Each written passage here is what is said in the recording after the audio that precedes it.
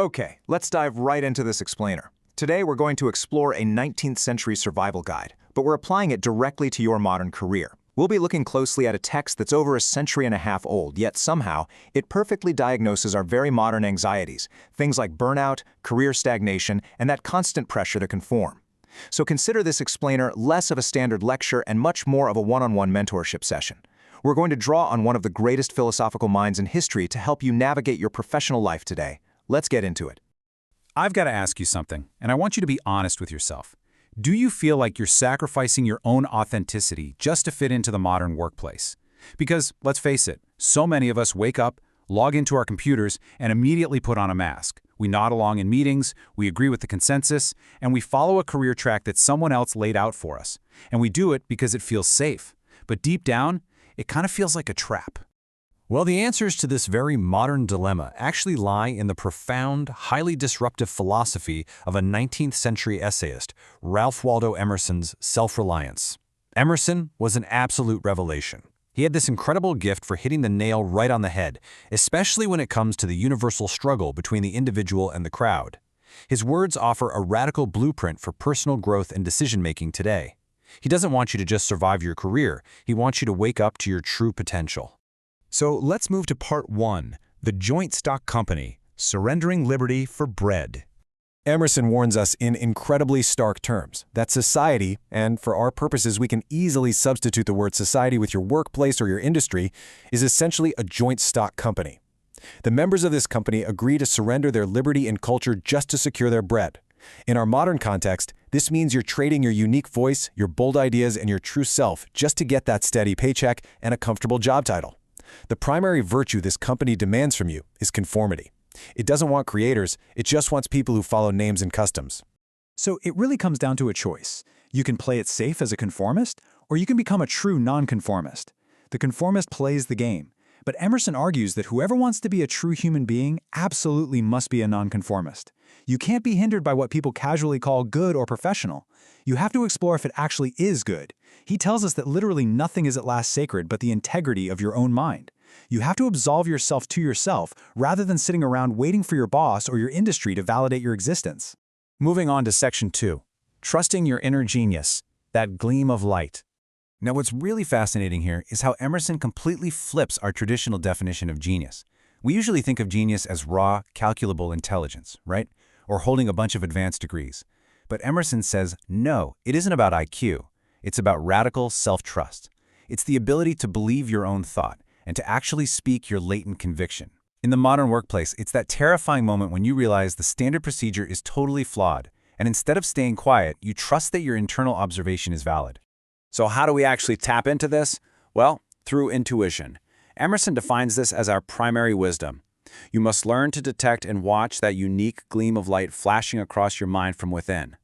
So often in our professional lives, we just dismiss our own thoughts simply because they're ours. We sit in a conference room and assume the person using the most corporate buzzwords must be the smart one. But Emerson teaches us that in every work of genius, we actually recognize our own rejected thoughts coming back to us. We have to stop rejecting our own intuition. All right, let's dive into section 3, the trap of consistency, dragging the corpse of memory. This brings us to what is perhaps Emerson's most famous line. And honestly, it's a direct attack on career stagnation. He brutally calls out our reverence for our past acts and words. We're terrified to disappoint people because they expect us to stay on the exact path we started on. Emerson says we drag around the corpse of our memory. What a visual, right? Think about it. How many people do you know who stay in a career track they completely hate simply because they spent 4 years studying it in college? Rigidly sticking to your past decisions is a trap entirely designed for little minds. Emerson basically says, look, suppose you contradict yourself. What then? Bring your past into the thousand-eyed present and live in a new day. If you wake up and realize today that your current job is draining your soul, you're allowed to pivot. Speak what you think today in hard words, and tomorrow, speak what tomorrow thinks, even if it completely contradicts everything you said yesterday. Now here's the kicker. If your genuine actions confuse your coworkers, your boss, or even your family, don't panic. You are in the excellent company of history's greatest minds. Pythagoras, Socrates, Jesus, Copernicus, Galileo, Newton, they were all deeply misunderstood. If you're finally breaking away from the corporate joint stock company to forge your own authentic path, people just won't get it at first. That misunderstanding isn't a sign of failure, it's very often a marker of greatness. Let's look at Section 4. Action over appearance. Be, and not seem. Emerson was incredibly observant about people. He noted that nature actually equips you in the prison uniform of the party you adhere to. When you conform, it physically alters you.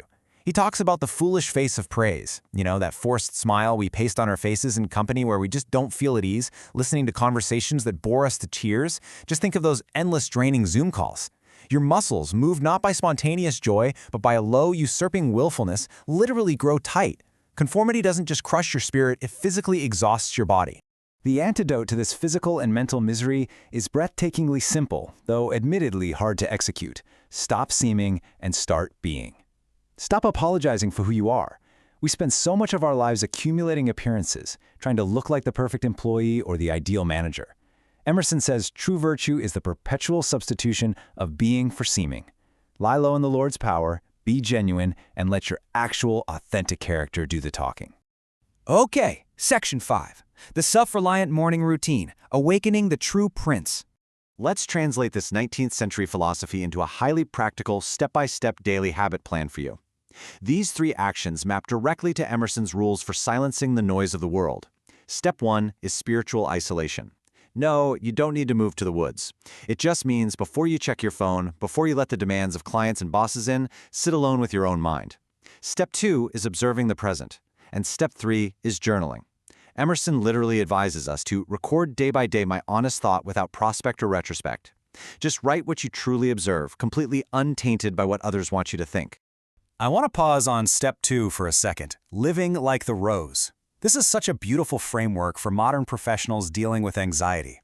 A self-reliant professional has to stop looking back with regret at past career mistakes. You also have to stop standing on tiptoe to foresee the future, agonizing over where you'll be in 5 years.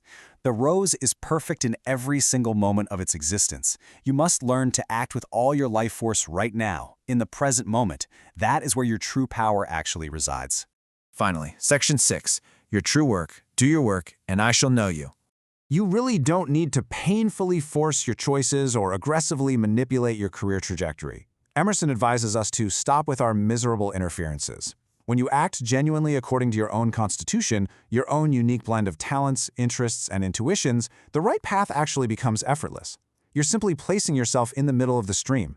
Your genuine action will explain itself. If you do your work truly, you reinforce yourself, and you won't have to play that exhausting blind man's buff game of corporate conformity anymore. This right here is the ultimate distillation of Emerson's entire message. What I must do is all that concerns me, not what the people think. He totally acknowledges that this rule is equally arduous in actual and intellectual life. It's really hard, because you will always find people who think they know your duty better than you know it yourself.